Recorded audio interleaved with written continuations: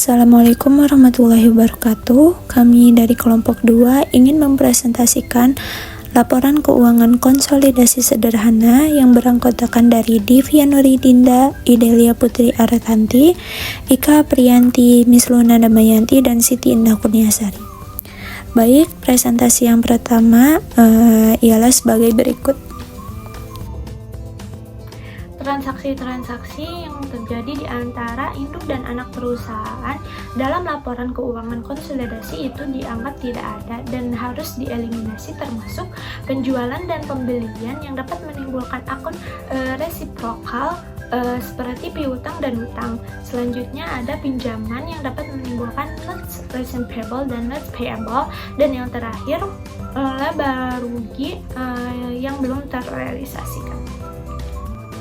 Transaksi interperusahaan dibagi menjadi dua, yaitu downstream atau hilir, yaitu induk kepada anak, dan yang terakhir ada upstream atau hilir, yaitu anak kepada induk. Selanjutnya ada jenis transaksi. Transaksi antar perusahaan yang umumnya ada 3. Yang pertama, ada penjualan obligasi, bisa dari induk ke anak atau sebaliknya. Yang kedua, ada penjualan persediaan atau inventory, dan bisa juga masih yang belum terjual. Yang ketiga, ada penjualan aset tetap, misalnya itu ada tanah atau mesin. Selanjutnya, obligasi induk dibeli anak atau cost method, yaitu misalnya induk perusahaan menerbitkan obligasi, lalu dibeli oleh anak perusahaan. Dalam laporan konsolidasi, obligasi itu dianggap sudah lunas. Ini disebut constructive retirement. Jurnal eliminasinya akan menghapus bonds payable, investment in bond, interest income, serta expenses, dan jika ada selisih nilai itu akan dicatat sebagai gain atau loss. Selanjutnya, obligasi induk yang dibeli anak, metode ekuitas. Jika menggunakan metode ekuitas, jurnal tahun kedua berbeda dengan jurnal tahun pertama. Jurnal eliminasinya akan menghapus bonds payable, investment in bond, interest, income, serta expense.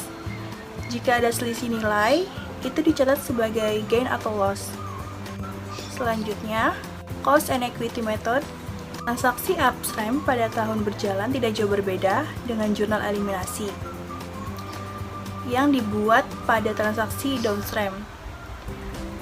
Gain atau loss ditangguhkan. Jurnal untuk tahun berikutnya berbeda dengan metode pencatatannya. Jurnal eliminasinya akan menghapus yang pertama bonds payable, yang kedua investment in bond, yang ketiga interest income serta expense. Jika ada selisih nilai, itu akan dicatat sebagai gain atau loss. Selanjutnya yaitu transaksi persediaan barang dagang.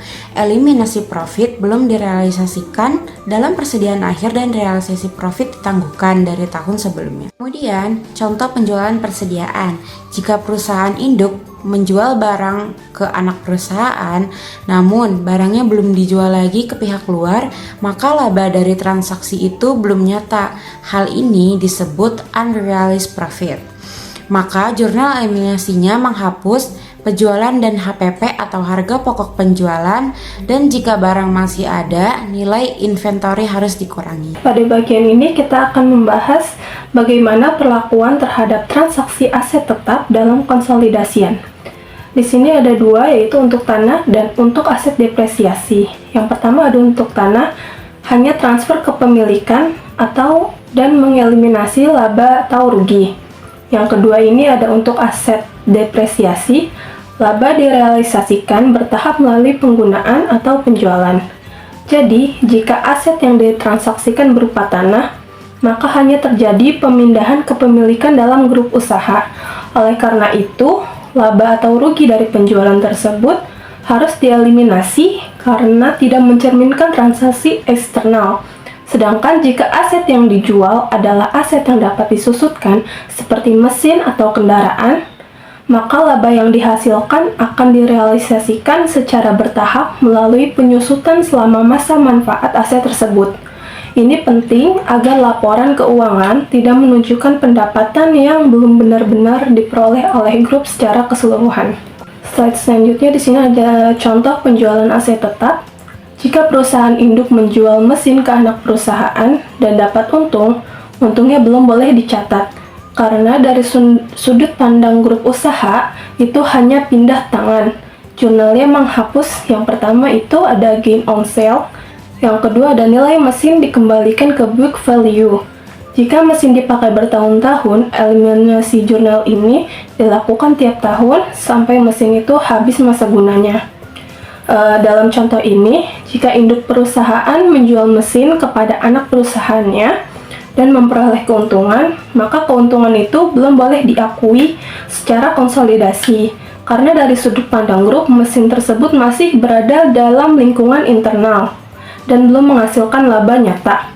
Maka jurnalnya harus menghapus gain on sale dan mengembalikan nilai mesin ke nilai buku awalnya. Jika mesin itu digunakan selama beberapa tahun, maka proses eliminasi jurnal ini harus dilakukan setiap tahun sampai mesin tersebut selesai disusutkan.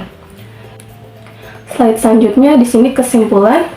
Laporan akuntansi konsolidasian bertujuan menyajikan informasi keuangan yang mencerminkan posisi dan kinerja entitas induk dan anak sebagai suatu kesatuan ekonomi.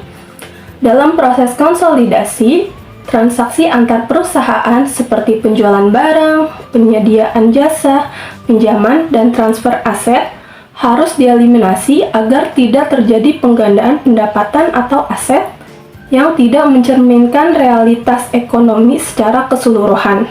Ini bertujuan agar laporan keuangan grup tidak menyajikan angka yang menyesatkan. Baik, cukup sekian presentasi dari kami. Kurang lebihnya mohon maaf. Wassalamualaikum warahmatullahi wabarakatuh.